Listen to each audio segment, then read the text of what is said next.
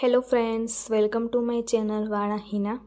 આજે આપણે બનાવવાના છે મેથીના ભજીયા. શિયાળાની સિઝન શરૂ થઈ ગઈ છે એટલે મેથી એકદમ તાજી અને ફ્રેશ મળે છે. તો આપણે બનાવીશું મેથીના ભજીયા અને એની માટેની થોડીક ટિપ્સ છે એ પણ જોવાની છે. ભજીયાનો લોટ કેવી રીતના ડોવો અને સંપૂર્ણ રીત. તો ચાલો આપણે એની માટે શું શું સામગ્રી જોઈએ એ આપણે જોઈએ.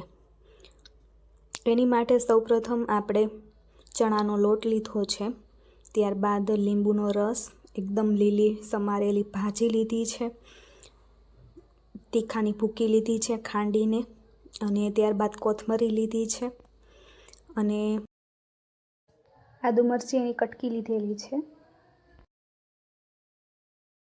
ત્યારબાદ હવે આપણે લોટ જે ડોવાનો છે એની માટેની રીત જોવાની છે. સૌપ્રથમ આપણે ચણાનો લોટ ચાળીને લીધો છે, ત્યારબાદ આપણે એમાં મીઠું અને સાંજીના ફૂલ નાખેલા છે અને ત્યારબાદ આપણે લીંબુનો રસ એડ કર્યો છે અને તીખાની જે ખાંડેલી ભૂકી હતી એ એડ કરેલી છે. ત્યારબાદ હિંગ છે બ્લેક કલરની એ આપણે વાપરેલી છે. ત્યારબાદ લીલા જે આપણે મેથી સુધારેલી છે એ એડ કરવાની છે અને કોથમરી આપણે છે એડ કરવાની છે અને આદુ મરચીની જે કટકી સુધારેલી છે એડ કરશું. થોડુંક પાણી જરૂરિયાત મુજબ છે આપણે એડ કરવાનું છે અને બધું જે મિશ્રણ છે એ હાથની મદદથી છે આપણે મિક્સ કરી દેવાનું છે અને પાણી આપણે જોઈએ એમ જરૂરિયાત મુજબ આપણે છે એડ કરતું જવાનું છે. એકી સાથે બધું પાણી છે એડ નથી કરવાનું. લોટને ડોતો જવાનો છે અને પાણી જરૂર પડે એ પ્રમાણે છે થોડું થોડું કરીને એડ કરતું જવાનું છે. અને લોટ છે એ આપણે થોડોક આમ જાડોય નહીં અને પતલોય નહીં એ રીતના છે એનું બેટર બનાવવાનું છે અને હાથની મદદથી આપણે જે ગાંઠા છે એ છે ભાંગતા જવાના છે એટલે એકદમ શું કહેવાય સરખું વ્યવસ્થિત આપણું જે છે ડોવાનું મિશ્રણ છે એ સરખું થઈ જાય. તો ધીરે ધીરે છે હાથની મદદથી છે બેટર બનાવવાનું છે.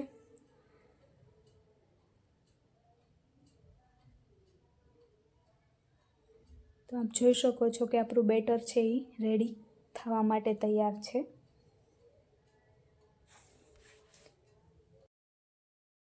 આપણું જે ભજીયાનું જે બેટર છે એ કમ્પ્લીટ થઈ ગયું છે, આપ જોઈ શકો છો. હવે ત્યારબાદની જે પ્રોસેસમાં છે આપણે તેલ ગરમ કરવા માટે મૂક્યું હતું, એ ગરમ થઈ ગયેલું છે આપણું તેલ અને હાથની મદદથી છે એ રાઉન્ડ શેપમાં ઝીણા ઝીણા મીડિયમ સાઇઝના ભજીયા છે એ પાડવાના છે.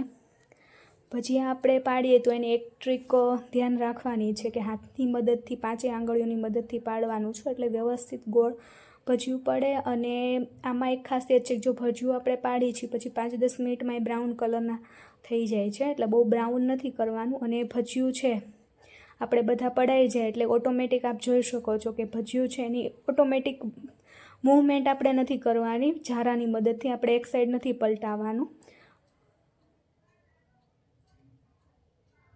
હમણાં તમે જોઈ શકો છો કે આપણે પલટાઈ દીધા છે તો એ ઓટોમેટિક છે આપણું ભજીયું છે એની હાથે જ ફરવા લાગશે. જો આપ જોઈ શકો છો કે ભજીયા છે એની એક ટ્રીક છે. તો એકદમ સોફ્ટ અને પોચું થાય ભજીયું અને ભજીયામાં વધારે પડતું તેલ છે એ ના રહે એની રીતે જ ફરવા માંડ્યા છે. આપણે એક સાઈડ એક જ વાર પલટાવ્યા છે ઝારાની મદદથી અને બહુ બ્રાઉન કલરના છે એ ભજીયા નથી થવા દેવાના. એકદમ યલો મેથી પીળો કલરનો થોડોક કલર સેટ ચેન્જ થાય એટલે પછી આપણે જે ભજીયાને કાઢી લેવાના છે. તો ભજીયા આપણા રેડી થઈ ગયા છે. એક સાઈડ આપણે વ્યવસ્થિત છે હલાવી લેશું એટલે વચમાં કાચા ન રહે અને તળાઈ જાય. 5 થી 10 મિનિટ માટે આપણે ભજીયાને છે તળાવા દેવાના છે. હવે આપણે ઝારાની મદદથી જે ભજીયું છે તળાઈ ગયા છે કાઢી લેશું અને ખાવા માટે રેડી ભજીયા છે આપ જોઈ શકો છો. તો આપણા ભજીયા એકદમ સોફ્ટ અને પોચા થયા છે, વધારે બહુ ઓઇલી નહીં અને એ પ્રમાણમાં થયા છે. તો શિયાળામાં ભજીયા ખાઈ શકીએ છીએ આપણે ગરમા ગરમ અને એને આપણે સોસ કે ખજૂર આંબલીની ચટણી સાથે પણ આપણે ખાઈ શકીએ છીએ. તો અવશ્ય જરૂરથી ટ્રાય કરજો અને અમારો વિડીયો પસંદ આવ્યો હોય તો લાઈક, શેર અને કોમેન્ટ કરજો અને અમારી ચેનલને સબસ્ક્રાઇબ કરજો. Thank you for watching my video.